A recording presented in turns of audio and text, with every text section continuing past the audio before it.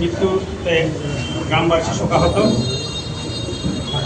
এই অকাল মৃত্যু শোকাহতের আজকের সমাবেশের সম্মানিত সভাপতি, গোপীনাথপুর গ্রামের সর্বস্তরের সম্মানিত উপস্থিতি, আমি সবাইকে টিসি করছি না, এজন্য সময় স্বল্পতা, একজন বক্তব্য দিয়ে চলে। দেখা যাচ্ছে যে আমাদের যে প্রোটোকল অনুযায়ী সভাটা পরিচালিত হচ্ছে না। সবার একটা নিয়ম শৃঙ্খলা থাকে, একজন পরিচালনা করে, একজন সভাপতি থাকে, প্রত্যেকেই সুশৃঙ্খলভাবে তার বক্তব্যটা নিয়ে যায়। আমি মনে করি আগামীতে যদি কোনো প্রোগ্রাম হয়, অনুষ্ঠান হয়, সেই বিষয়ে আপনারা সকলেই সচেষ্ট থাকবেন। আর প্রত্যেকটা পাড়াতে আপনারা কমিটি করেছেন 11টা পাড়ার থেকে 11টা কমিটি করেছে। আমার মনে হয় প্রতি পাড়ার থেকে একজন করে, যুব সমাজের পক্ষ থেকে একজন এবং মুরব্বী শ্রেণীর পক্ষ থেকে একজন বক্তব্য দেওয়ার সুযোগ দিলে সকলেই উপকৃত হবে, সকলেই তাদের সমস্যাটা তুলে ধরতে পারবে। এই ঐতিহ্যবাহী গোপীনাথপুর গ্রাম মেঘনার পূর্বাঞ্চলের একটি সমৃদ্ধশালী গ্রাম। আমরা গুটি কয়েক মাদক সেবী, মাদক ব্যবসায়ী তাদের কাছে জিম্মি হতে পারি না। এই গ্রামে আমাদের প্রায় 15,000 লোক বসবাস করে, শিশু থেকে শুরু করে বৃদ্ধ পর্যন্ত 15,000 লোক বসবাস করে এখানে। কিন্তু আমরা 5-10 জন মাদক সেবী এবং মাদক ব্যবসায়ী তাদের কাছে আমরা জিম্মি হতে পারি না। আমরা যদি প্রত্যেকে সিদ্ধান্ত নেই যে আমি মাদক গ্রহণ করবো না, আমি কাউকে সেই করার সুযোগ দিব না, তাইলে আমার মনে হয় মাদক নির্মূল হবে। কিন্তু এখানে জ্বালাময়ী বক্তব্য দিয়ে গেলেন, কিন্তু দেখা গেল যে আপনার ভাই ভাতিজা তারাই মাদক সেবন করে। আপনি এখানে নিজে বক্তব্য দিয়ে গেলেন মাদক প্রতিহত করবেন, কিন্তু আপনি নিজেই মাদক ব্যবসা করছেন। আমি এটুকু বলবো, আমি কোনো মিটিংয়ে আসি নাই, দীর্ঘদিন পরে, আমার মনে হয় 3 বছর পরে গ্রামে আসতে পারি। 2000 সনে সমাজনী যুব সংসদ নামে আমাদের গ্রামে ঐতিহ্যবাহী সংগঠন রয়েছে। সেই সংগঠনের সভাপতি ছিলেন আমাদের জহির মেম্বার সাহেব, সাধারণ সম্পাদকের দায়িত্ব পালন করছিলাম আমি। তখন আমাদের গ্রামে একটা সমাবেশ করছিলাম, মাদক মুক্ত সমাবেশ।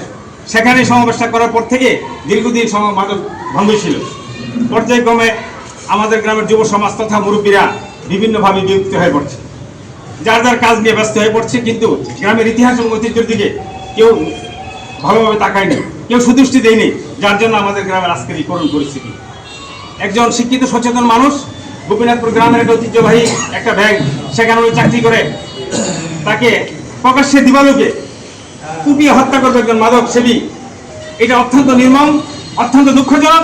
আমি তার তীব্র নিন্দা এবং প্রতিবাদ জ্ঞাপন করি এবং অতি সত্য অতি দ্রুত আইন প্রয়োগের সংস্থার কাছে আমি দাবি জানাবো, গ্রামবাসীর কাছে দাবি জানাবো, সকলের সার্বিক সহযোগিতা জানা এই খুনিকে গ্রেফতার করে দৃষ্টান্তমূলক শাস্তির ব্যবস্থা করে। পাশাপাশি মাদক নির্মূলের অনেক বিষয় কথা বলা হয়েছে। আপনারা সকলে জানেন কে কে মাদক ব্যবসা করে। আপনার পাশে বসে মাদক ব্যবসায়ী চা খায়, আপনি তার সাথে গল্প করে আড্ডা মারেন, তাকে নিয়ে ঘুরতে যান, তাকে নিয়ে সালিশ মন্দির করেন, কিন্তু সে মাদক ব্যবসায়ী আর আপনি একজন ভালো মানুষ। এই গ্রামের একজন শিক্ষিত সচেতন মানুষ একজন মাদক ব্যবসায়ীর পাশে বসে সালিশ মন্দির করে, তখন কি আপনাদের মনে একটু কষ্ট হয় না? একটু আপনারা ব্যথিত হন না যে কেন এরকম একজন মাদক ব্যবসায়ীর পাশে বসে আপনি সালিশ মন্দির করবেন, বিচার ব্যবস্থা করবেন, ইতিহাস ঐতিহ্যের কথা বলবেন? আপনাদের একটু লজ্জা হওয়া উচিত। আমি মনে করবো মাদক ব্যবসায়ীদেরকে সামাজিকভাবে ঘৃণা করুন, তাদেরকে সামাজিকভাবে বয়কট করুন, তাদেরকে সমাজ থেকে বিতাড়িত করুন। আর যদি তারা স্বাভাবিক জীবনে ফিরে আসে, আমরা তাদেরকে সাধুবাদ জানাবো, ধন্যবাদ। কিন্তু মাদক ব্যবসায়ীদের কারণে আমাদের এইরকম আজকে, আমরা তো গোপীনাথপুরে বিভিন্ন ইতিহাস ঐতিহ্য নিয়ে আজকে মিটিং করার কথা। গোপীনাথপুর সমাজনী যুব সংসদ 20-25 বছর ধরে আজকে বন্ধ। কেন? এই সমাজনী যুব সংসদ বন্ধ হওয়ার কারণে তো আজকে এই মাদক সেবীরা দ্বিগুণ উৎসাহে মাদক সেবন করছে, তারা বিভিন্ন কুপথে আপদে চলে গেছে, কিন্তু আপনারা সেদিকে কোন খেয়াল করেন নাই। গোপীনাথপুর সমাজ কল্যাণ সংসদ নামে একটি ঐতিহ্যবাহী সংগঠন রয়েছে। সেই সংগঠনের কর্ণধার ছিলেন যারা আজকে 2-1 আমার সামনে আছে, তাদেরকে দায়িত্ব দেওয়া হয়েছিল।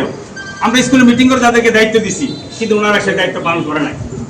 কারণ সেখানে কেন করে নাই, কোন উদ্দেশ্যের কারণে করে নাই, আমি এটা বুঝতে পারতেছি না।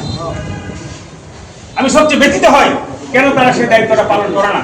তারা মাদক সেবীদেরকে কিভাবে বন্ধ করবে, কিভাবে গ্রাম থেকে সন্ত্রাস বন্ধ করবে, কিভাবে দুর্নীতি বন্ধ করবে, কিভাবে চাঁদাবাজ বন্ধ করবে, কিভাবে ঘুষখোর নির্মূল করবে, তারা নিজেরাই তো সেদিকে উদ্যোগ নিচ্ছে না। তো আমরা সাধারণ মানুষ যারা আছি, গ্রামবাসী, আমি আপনাদের সকলের কাছে বিনয়ের সাথে অনুরোধ করবো, শক্তভাবে আপনারা অন্যায়, অত্যাচার, জুলুম, শোষণ, নির্যাতনের বিরুদ্ধে প্রতিবাদ করবেন। মানুষ যেন শান্তিতে বসবাস করে, গ্রামের ঐতিহ্য আবার যেন ফিরে আসে, এইটুকু আহ্বান করে আপনাদের সময় লস না করে আমি সংক্ষিপ্ত বক্তব্য দিয়ে আপনাদের শেষ করছি, আমার বক্তব্যের মাঝে যদি কারো মনে কোনো কষ্ট বা ক্ষোভ থাকে, কেউ যদি একজন ভালো মানুষ হয়ে থাকেন আর আমার এই বক্তব্যে কারো মনে কোনো কষ্ট বা ক্ষোভ থাকে, আমাকে আপনারা দিনের সাথে বলছি আমাকে ক্ষমা করে দিবেন। আসসালামু আলাইকুম। ধন্যবাদ জ্ঞাপন করছি মহসিনকে। এই গুগলের নিচে কিন্তু গন্ধ প্রত্যেকের আছে, এটা যারা আছে প্রত্যেকের গুগলের নিচে কিন্তু গন্ধ আছে। আমি কথা বলতেছি, জি জি, গুগল পরিষ্কার করুন, সমাজে আসুন। এখানে কিন্তু মদ খাওয়াই না, সেটা চিহ্ন আছে, সব আছে, আমরা সবাই চিনি। জি, মুখ খুলি না, মুখ সরকারের ভিতরে রাখি। অনুরোধ করবো, হাত যোগ করে বলছি, বড় ফিয়ারায় বই না, মদ গাঁদা বাবা অনুরোধ করছি। আর মদ খাই বাবা বড় ফিয়ারায় বড় বক্তব্য দিলেন, যে আমরা চিহ্ন একটু সময় রাখবো, চিহ্নিত করেন। চেয়ারে বসার সুযোগ দেওয়া হইব না, এই বলে আমার বক্তব্য দিচ্ছি, শেষ করছি। আমার বড় ভাই শফিক ভাই আপনাদের কিছু বক্তব্য দিব, আমরা কথা শুনেন।